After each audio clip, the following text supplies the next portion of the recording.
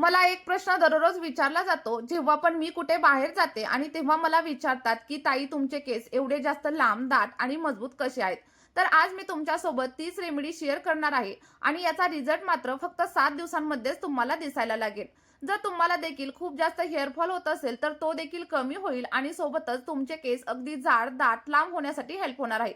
जसं की तुम्ही माझे केस पाहू शकता. मी अजिबात बाहेरचे प्रॉडक्ट्स वगैरे वापरत नाही. घरच्या घरीच साध्या रेमेडीज बनवते आणि त्याच केसांवरती अप्लाय करते आणि यामुळेच मला खूप छान असा रिझल्ट देखील मिळतो. जर तुम्हालाही माझ्यासारखेच लांब केस आवडत असतील, तर आपला हा व्हिडिओ लक्ष देऊन शेवटपर्यंत नक्की बघा. कारण या व्हिडिओमध्ये मी सगळं काही तुम्हाला स्टेप बाय स्टेप सांगणार आहे, की हे कशाप्रकारे लावायचं, किती लावायचं आणि किती दिवसांसाठी लावायचं, जेणेकरून तुम्हाला देखील खूप छान असा रिझल्ट मिळेल. चला तर मग व्हिडिओला सुरुवात करूया. बघा, आपली ही रेमेडी बनवण्यासाठी इथे सगळ्यात पहिल्यांदा मी मेथीदाण्याचा वापर करणार आहे आणि मेथीदाणे आपल्या सगळ्यांच्या घरामध्ये अगदी सहजच मिळतात. आणि तुम्हाला माहित आहे का, की मेथीदाण्यामध्ये निकोटिक ऍसिड आणि प्रोटीन असतं, जे आपल्या केसांच्या मुळांना मजबूत बनवतं. जर तुमचा हेअर फॉल खूप जास्त प्रमाणावरती होत असेल, तर माझं ऐकून ही रेमेडी तुम्ही फक्त 7 दिवस वापरून बघा. तुम्हाला इतका छान रिझल्ट मिळेल, की तुमचा स्वतःवरतीच विश्वास बसणार नाही.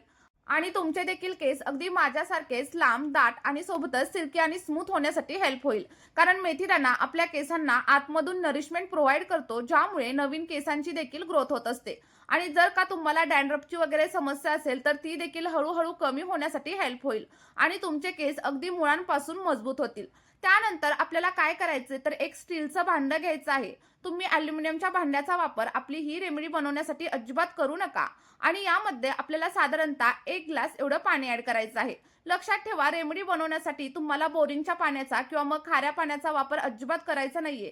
तर तुम्ही पिण्यासाठी जे पाणी वापरत असाल ते पाणी घेतलं तरी देखील चालेल.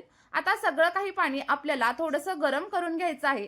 बघा, पाणी थोडंसं गरम झाल्याच्या नंतर आपल्याला याच्यामध्ये साधारणतः 1 चमचा एवढा मेथीदाणा म्हणजेच फेनुग्रीक सीड्स ॲड करायचे आहेत. आणि या रेमेडीची सगळ्यात खास गोष्ट म्हणजे या रेमेडीचे कोणतेही साइड इफेक्ट्स आपल्या केसांवरती अजिबात होत नाहीत. कारण ही रेमेडी बनवण्यासाठी आपण सगळ्या काही गोष्टी अगदी नैसर्गिक वापरणार आहोत. उलट तुमची जी काही कमकुवत झालेले केस असतील ते देखील मुळांपासून मजबूत होण्यासाठी हेल्प होणार आहे. आणि सोबतच तुमचा हेअर फॉल जर होत असेल ना, तर तो देखील हळूहळू कमी होईल.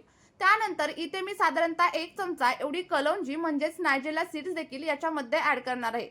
कलौंजी ज्यामुळे तुमचे केस काळे राहतात, दाट होतात आणि सोबतच तुमच्या केसांमध्ये नैसर्गिक असं व्हॉल्यूम येण्यासाठी देखील मदत होते. आणि सोबतच आपले लांब केस करण्यासाठी देखील कलौंजी खूप जास्त असरदार मानली जाते. बघा, कलौंजी ॲड केल्याच्या नंतर पाणी व्यवस्थित असं हलवून घ्या आणि 1 ते 2 मिनिटं व्यवस्थित असं बॉईल करून घ्या.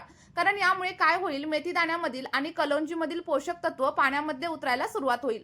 त्यानंतर आपण साधारणतः 1 चमचा एवढ्या फ्लॅक्स सीड्स म्हणजेच अळशीच्या बिया देखील याच्यामध्ये ॲड करणार आहे. जर तुमच्या केसांना फाटे फुटत असतील, तर ते देखील हळूहळू कमी होतील. आणि तुम्हाला डॅन्ड्रफची वगैरे समस्या जाणवत असेल, तर यामध्ये अँटी फंगल, अँटीबॅक्टेरियल प्रॉपर्टीज असतात. आणि सोबतच फ्लॅक्सीड तुमच्या केसांना अगदी सिल्की, स्मूथ आणि शायनी बनवण्यासाठी देखील हेल्प करणार आहे. जर माझ्यावरती विश्वास नसेल, तर तुम्ही एकदा गुगलवरती देखील नक्की सर्च करून बघू शकता. तुम्हाला देखील विश्वास बसेल, की या गोष्टी आपल्या केसांवरती अगदी इफेक्टिव्हरित्या काम करतात. बघा, मी जे काही सांगत आहे ते खोटं वगैरे अजिबात नाहीये. त्यामुळे तुम्ही एकदा गुगलवरती नक्की शहानिशा करू शकता. त्यानंतर आपण याच मिश्रणामध्ये साधारणतः 5 ते 6 एवढ्या लवंगा देखील ॲड करणार आहे. आणि लवंगा देखील आपल्या घरामध्ये अगदी सहज मिळतात. लवंगांमुळे आपल्या स्कॅल्पमधील ब्लड सर्क्युलेशन सुधारतं आणि ज्यामुळे आपले हेअर फॉलिकल्स ॲक्टिव्ह होत असतात आणि यामुळे आपल्या केसांची ग्रोथ देखील अगदी झपाट्याने होते. त्यानंतर सगळ्यात शेवटी साधारणतः 1 चमचा एवढी रोजमेरी देखील आपल्याला याच्यामध्ये ॲड करायची आहे. जर तुम्हाला तुमच्या आजूबाजूला कुठेही रोजमेरी मिळाली नाही, तर तुम्ही ऑनलाईन नक्कीच खरेदी करू शकता. मी देखील ऑनलाईनच घेतलेली आहे आणि त्याची लिंक देखील मी तुम्हाला या व्हिडिओच्या डिस्क्रिप्शनमध्ये दिलेली आहे. त्यामुळे तुम्ही देखील तिथून नक्कीच परचेस करू शकता. बघा, रोजमेरी आपल्या केसांसाठी एखाद्या वरदानापेक्षा देखील कमी नाहीये. यामुळे आपला हेअर फॉल अगदी 1 ते 2 वापरांमध्येच कमी होण्यासाठी हेल्प होते आणि हे आपल्या केसांसाठी खूप जास्त इफेक्टिव्ह मानलं जातं. यामुळे तुमचे केस अगदी लांब, दाट आणि मजबूत बनवण्यासाठी हेल्प होत असते. आणि त्यानंतर तुम्ही रोजमेरीचे फायदे देखील गुगलवरती नक्कीच सर्च करून बघू शकता, जर तुम्हाला माझ्यावरती विश्वास वगैरे बसत नसेल. त्यानंतर आपल्याला सगळं काही मिश्रण अगदी व्यवस्थित असं उकळवून घ्यायचं आहे. लक्षात ठेवा, हाय फ्लेमवरती आपलं मिश्रण वगैरे अजिबात उकळवू नका. तर लो फ्लेमवरती आणि अगदी हळूहळू सगळं काही मिश्रण व्यवस्थित असं बॉईल करून घ्या. कारण यामुळे काय होईल, की आपल्या सगळ्या काही घटकांमधील पोषक तत्व आपल्या पाण्यामध्ये मिसळली जातील आणि जे काही आपलं सिरम तयार होणार आहे ते अगदी पॉवरफुल बनून इथं रेडी होईल. मी सांगितलेल्या पद्धतीने जर तुम्ही हे सिरम फक्त 7 दिवस तुमच्या केसांमध्ये वापरून बघितलं, तर त्यानंतर तुम्हाला मार्केटमधील कोणतंही महागडं सिरम वगैरे अप्लाय करण्याची अजिबातच गरज लागणार नाही. आणि आपण तयार केलेलं सिरम तुम्ही 2 ते 3 दिवसांसाठी देखील स्टोअर करून ठेवू शकता. आणि त्यापेक्षा जास्त स्टोअर वगैरे करू नका, कारण त्यानंतर याचा वास यायला सुरुवात होते. आणि मी तर तुम्हाला सजेस्ट करेल, की फ्रेश बनवा आणि फ्रेशच केसांवरती अप्लाय करा. असं केल्यामुळे आपल्या केसांवरती खूप छान असा रिझल्ट आपल्याला पाहायला मिळतो. तुम्ही तर बघत असाल, की हळू-हळू आपले जे काही मेथीदाणे आहेत ते देखील फुगायला सुरुवात झालेली आहे आणि रोजमेरीचा जो काही सुगंध आहे ना, तो देखील सगळ्या घरभर पसरायला सुरुवात होते. बघा, रोजमेरीचा जो काही सुगंध आहे ना, तो इतका अप्रतिम आहे. मला तर खूप जास्त आवडतो. पण जर का तुम्हाला आवडत नसेल ना, तर तुम्ही रोजमेरी स्किप केली तरी देखील चालू शकतं.